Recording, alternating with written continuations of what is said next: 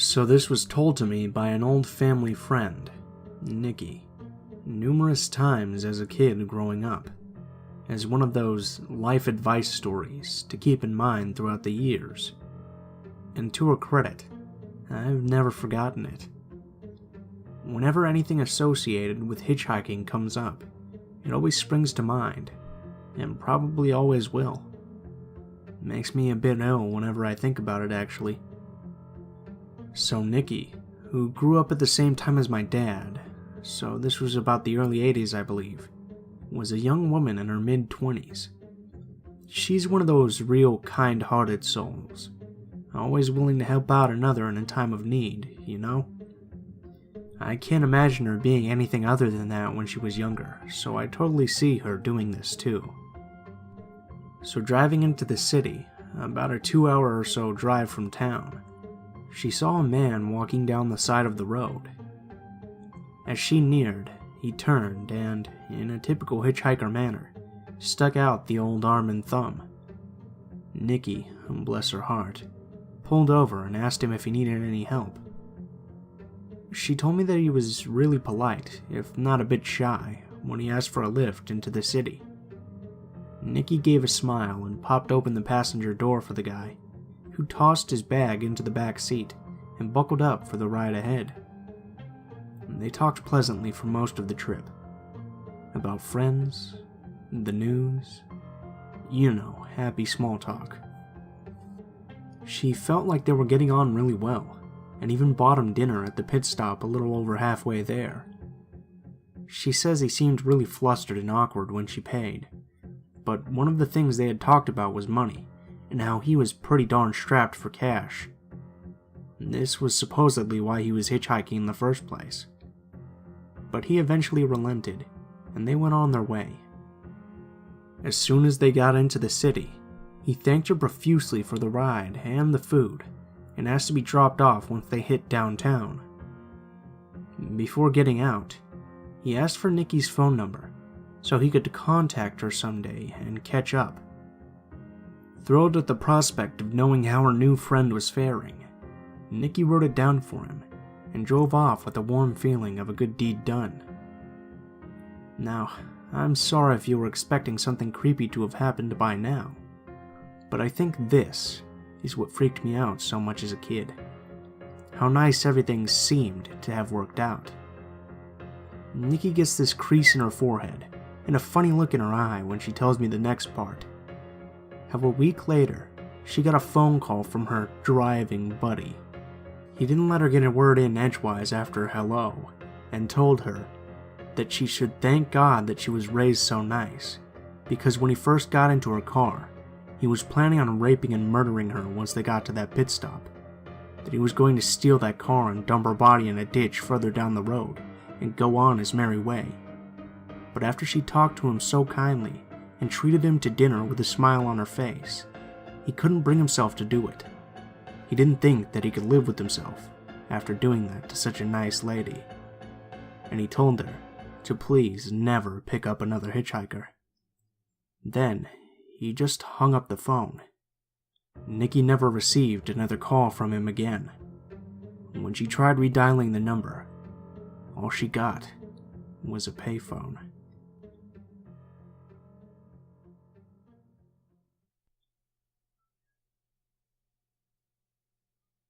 Long-time lurker, first-time poster, etc. That's actually my aunt's encounter, but I believe it fits here perfectly. To set the scene, where I live, it is normal that lots of people commute to the big city from the outskirts for work. What I mean, most of them agree to pay and rent a bus that'll drive them to and from work on a daily basis. It is especially popular among nurses, basic office workers, young people who cannot yet afford their own cars, and so on. The bus will usually take off from a regular bus stop.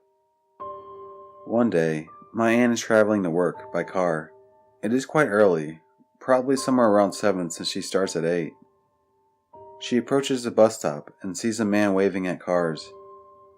He is nicely dressed, a jacket, polished shoes, that kind of stuff, and is holding a briefcase. Usually she would not take a stranger in, but come on. He must be an office worker, judging by his looks, and he's probably missed his bus, so she decides to stop and invite him in. The guy's more than happy, very talkative, so off they go. As the journey proceeds, she's getting more and more comfortable. The guy's young, 25-ish maybe, funny, and easy to talk to. They are getting closer and closer to the city, and the hitchhiker says that since they will most definitely be stuck in the traffic on the main road, they better take a less attended one. No red flags going off. I mean, he is right and doesn't send bad vibes at all, so... Now, what you need to know. I talk about specific city. It is quite wild. I mean, foreigners will visit and say, "Wow, it sure is green in here." I will not reveal an exact location, but it is all surrounded by forest. There are actually forests in the city as well. You will see nice and flashy office buildings on one side of the river, and deep forests on the other. It is crucial for the story. It does not really matter if you take the main or less intended road, you will still get to the city. They drive, forest all around, which the guy comments on, saying how nice it all looks, blah blah blah. My aunt is smiling and nodding, and that's when the creepy part kicks in. He turns his head to her and says, in a completely normal, even soft voice, "You would look good in a coffin." The guy goes completely quiet after that utterly horrific statement, gripping his hands on the briefcase. She's beyond creeped out, but tries not to show and plays it cool. That's when an idea pops in her head. She slows down and says that something must be wrong with the engine because it's getting hard for her to navigate.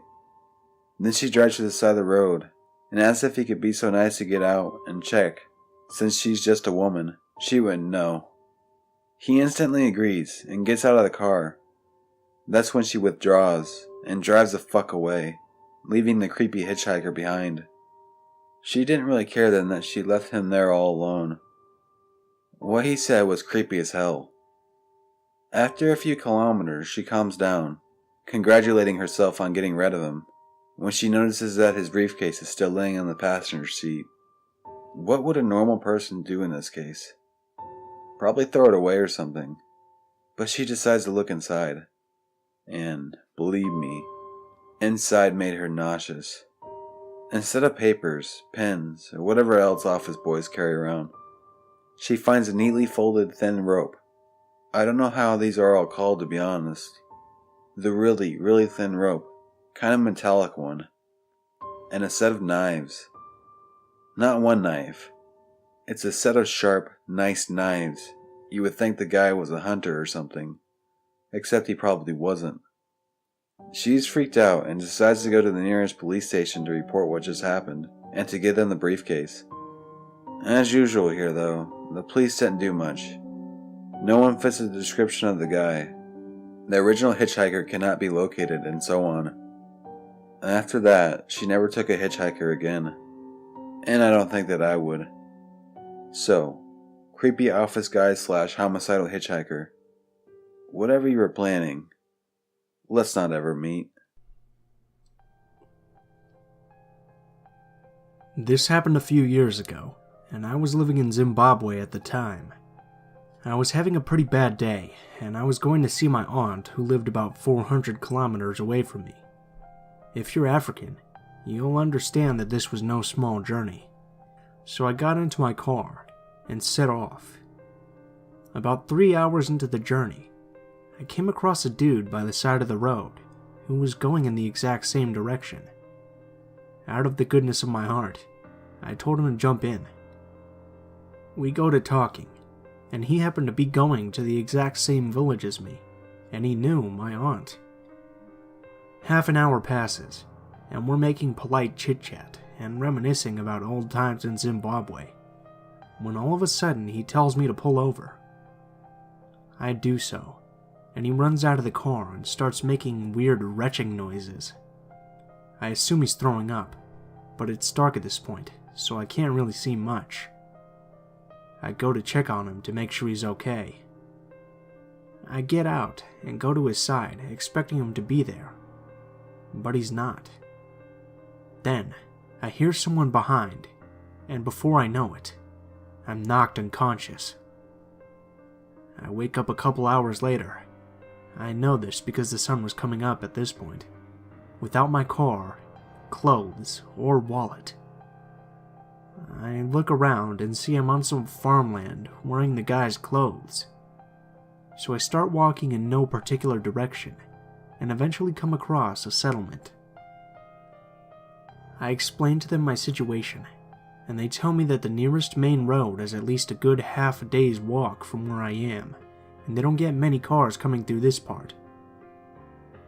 I start walking through the direction they point me, and after what felt like forever, I come across a road, so I pitch up and start waiting. Now I know what most of you are thinking. Why not call someone? Well, I had no phone with me, and I don't have the best memory, so I didn't know any numbers that would come in handy. After a couple of hours, a car stops and lets me hitch, and I let him know the situation. He says we're in the complete opposite direction of my intended destination, but he's willing to drop me off close enough to walk the rest of the way, which I greatly appreciate. It takes a good 2 days to get there, and he drops me off, and I say my goodbyes to the driver. I take down his number so I can repay him later on. At this point, I'm starting to finally recognize my surroundings. I walk for a few miles, and as I'm getting closer to my aunt's, I can hear a lot of singing and what appears to be a large crowd, which I thought was strange. I'm about 100 feet from the house when I see my son. I thought this was strange because he was supposed to be in school at this time, but instead of running to me and hugging me as he normally does, he runs away screaming, to my complete bewilderment. I get to the gate, and all of a sudden the large crowd, alerted by my son's scream, has stopped singing and is standing silent. My wife appears and starts to run towards me, hugging and kissing me like I've been gone for months. My auntie appears and immediately faints when she sees me.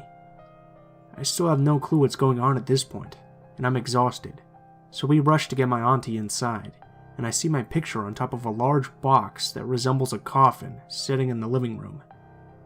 It turns out that the guy who robbed me and made off with my car, my wallet, and all my clothes was in a car crash so bad that they couldn't identify the body, and because the only things they could use to identify him were my wallet, they assumed it was me that had died in the crash.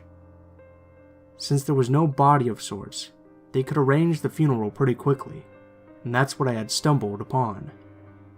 My son still has nightmares to this day, and my wife has told me to never pick up a hitchhiker ever again.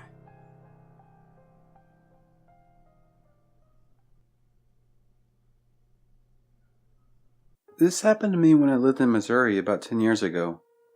My boyfriend, Red, had a best friend who lived much further north from us, about a 3-hour drive along the interstate, so they didn't get to see each other too often. Occasionally, Jim, Red's best friend, would come down south for a long weekend and stay at the apartment with us. He was an attractive, successful guy who loved to dote on his friends and have fun, and as such was always looking for adventure. On this particular weekend, Jim showed up at our door with 2 people and a dog in tow. Apparently, as he was driving down the interstate, he noticed a group hitchhiking, and because Jim loved adventure and was a genuinely nice guy, he picked them up. They were looking to go much farther south than where we lived, and since it was late when they got there, we eventually agreed to let them sleep in our living room overnight.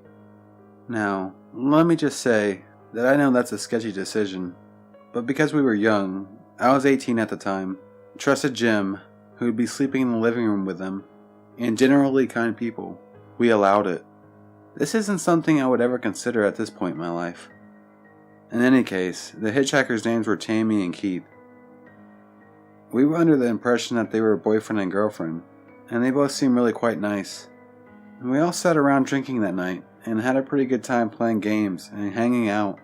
We made a bit of a party of it, and ended up inviting over another friend, Jack, an intense, big guy of Samoan descent, who could get very protective of his friends, but was just a big friendly teddy bear in general. At one point, Tammy brought her dog out to do its business. Jack went with her to smoke a cigarette because we didn't allow it in the apartment. It was a hot summer evening, and back then, we were too poor to run the AC all the time, so we had the windows open. About 15 minutes after Tammy went to take the dog out, we heard the screeching of tires and the most pathetic, sad yelping I have ever heard in my life. I can still hear them in my mind to this day. We ran outside to see what was happening, to find Tammy, bawling, while Jack carried her dog in his arms towards our door. Apparently, the dog ran out in front of a car. He was unleashed, and it was hit in the hindquarters. He wasn't able to walk and was whimpering, his hind legs looking very wrong. Jack was a kind person, but wasn't always known for his tact. And after he set the dog down on our front lawn, he looked at me and read and told us, loudly enough that Tammy would have been able to hear, that he thought the dog was a goner because he could see blood coming from his nose, as if his lung was punctured. This is also the night that we met our upstairs neighbor. She heard the commotion and came downstairs to see what was happening. As it turned out, she was a technician for the local animal hospital. Because Tammy was a drifter, she was kind enough to take the dog in that night and do what she could. The whole time, Jack was shaking his head, saying it wasn't worth the effort. However, the kindness that my neighbor showed that night was amazing. She and Tammy left together with the dog, and we were gone for a few hours before Tammy showed back up at our door, her face stained with tears.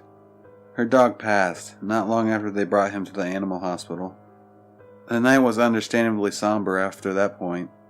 The next day, Red and I felt really bad about Tammy's misfortune with her dog, and told her and Keith that they could stay another couple of nights to get everything together before they started on their way again. By the time Monday came, Jim was getting ready to head back home, and Red and I had to go back to work, so we made an agreement with Tammy and Keith that they could stay another night, as long as they found other things to do during the day. As much as they were okay to hang out with, we didn't want them just sitting around our apartment alone, so we would tell them to come back around the time we would get home. On Mondays, I would get out of work first, before Red. By the time I got back to the apartment, Tammy was already sitting on the front steps, smoking a cigarette. She looked nervous. As I let her in, she mumbled that she needed to talk to me about something. Once inside, she started telling me about her relationship with Keith. They were not actually boyfriend and girlfriend. They were strangers to each other. She met him somewhere north of St. Louis, just a day before they met Jim, and he seemed nice enough, so they started traveling together. "Have you seen his backpack?" she asked. I had, but I hadn't really thought anything of it. Everyone's got stuff, right? Have you noticed how protective he is of it? That I hadn't noticed, but thinking back on it, he did always seem to have it tucked beside him, or behind him, wherever he sat. I never had it too far from him. Again, that didn't seem terribly odd for someone whose entire life was likely in that backpack. He's got kids' clothes in it, like little kids' clothes. I caught him pulling them out and sniffing them the other day, and every piece he took out, he would lay down flat on the grass, as if he was making a little person on the ground. This definitely got the alarms in my head going off. Tammy also said his wallet had a driver's license in it that was either not his, or his name wasn't really Keith. She said that when she had her dog with her, she felt safe, but that she didn't want to travel with him anymore, and she was scared. "Have you noticed his tattoos?" she asked. I had noticed that he had tattoos, mostly along his neck, and I could see a little ink peeking out below his sleeves on his arms. Yeah, he keeps pulling those sleeves down along his arms, because on his right shoulder, it says Aryan, and on his left, it says Army. Well, Red was 100% Bengali, which meant that most people assumed that he was Arab.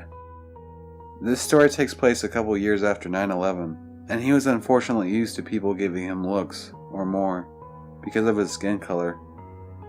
Once Red got home, we talked about it.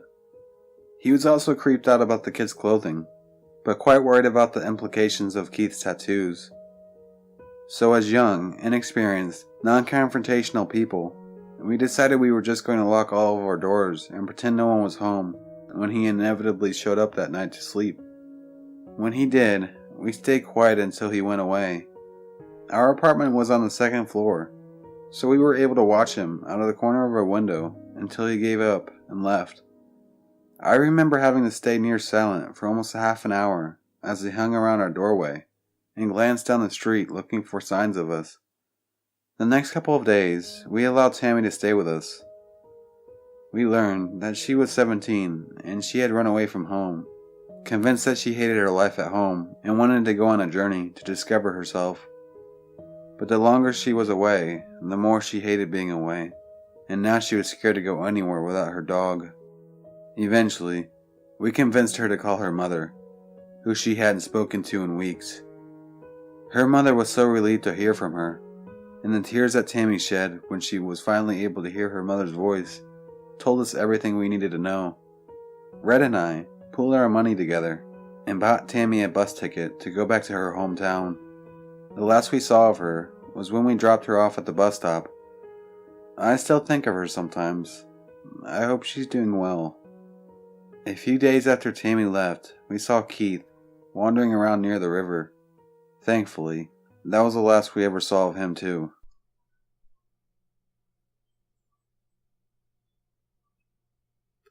What's up, guys? Blue Spooky here, as always. I just wanted to thank you guys so much for watching, especially if you made it this far to the end of the video.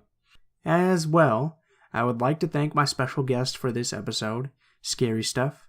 He's a great narrator, and he's one of the guys who helped get me started on YouTube in the first place. So I'm going to go ahead and leave a link to his channel in the description, and you guys can go and check him out if you like his stuff.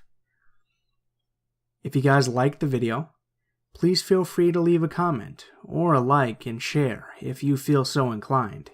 If you have any particular stories you'd like me to read, or any stories that you'd like to send in, I have links to all of my social media in the description below. That is Facebook, Twitter, and Gmail. Go ahead and shoot me a message on any of those, and I'll try to put that story in a video as soon as possible. If you do decide to send in a story, please feel free to include in the tagline what the story is about, and how you would like to be credited in the description of the video if that story is used. In addition, I would also like to point out that because of the site that me, Darkness Prevails, Joey's Nightmares, and Shivers have made, you can go ahead and head over to that site, which I'll leave a link to in the description, and you can check out all of my content and all of theirs. There's also a submission form where you can submit stories in general, or to a specific YouTuber, such as me, if you would like to do so. If you have any constructive criticism, please feel free to leave it in the comments below, as I'm always looking for new ways to improve the channel. Also wanted to let you guys know that I've upped the volume a tiny bit for those of you who said it was still too low. So hopefully it's good now. I don't know how much more I can actually raise the volume. And for one final thing before you guys go, regarding the statement last episode that I like to start doing creepypastas and no sleep stories, what I was thinking was actually in between True Scary Stories episodes. Like, we'd still be mainly focused on True Scary Stories episodes, but in between those, say maybe one every 3 days or something like that, or 2 a week, I would just do 1 or 2 of those just to get a little variety on the channel, and also to produce more content during times where True Scary Stories might be a little bit scarce and I'm still waiting for permission on some of them. So let me know what you guys think on that again. We're going to be passing 10,000 subscribers here pretty soon, probably by the time this video goes up actually. So I'm going to go ahead and this weekend I'm going to make an update video with all the new updates for the channel, including the special things we're going to be doing for 10,000 subscribers. So look forward to that. Thank you guys so much for watching, and I hope you guys have a great day.